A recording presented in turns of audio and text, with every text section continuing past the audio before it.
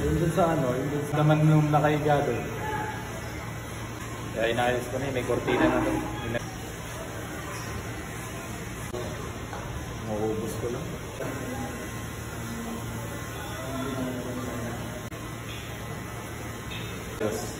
Kaysa dun sa face. Yan, pwede mo siyang mahati.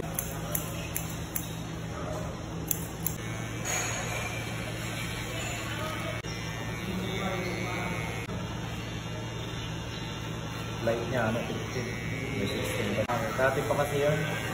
Kaso, hindi lang nag-ano talaga. Ito ng pantay ba yun? Hindi siya nakapantay yun lang.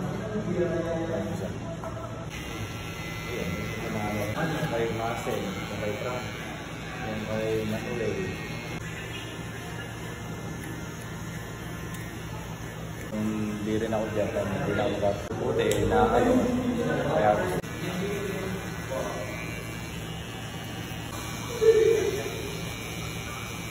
Hindi kasi yung mga kaya yan, ngayon ko lang ginagaling. Hindi ko na guntingan to, no? Oo, trim na. Kasi pag gunting to, papantay ito, no? Mawala yung forma niya. Wala, mawawala na yung pabukal-pabukal.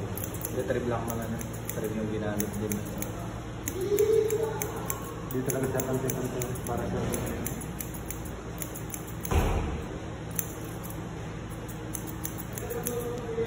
Hindi nakagata. Hindi. Hindi may isipin yan, masayahin. Hindi na naiinig yan, masiyahin. Sayahin na yan. Tawa ng tao. Ang nalilibang.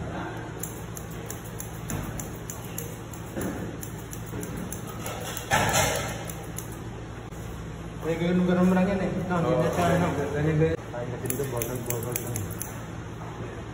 Nasanay kasi sa Palmolive ko eh. Sunsilk, kaya Palmolive. Nasa Pinas.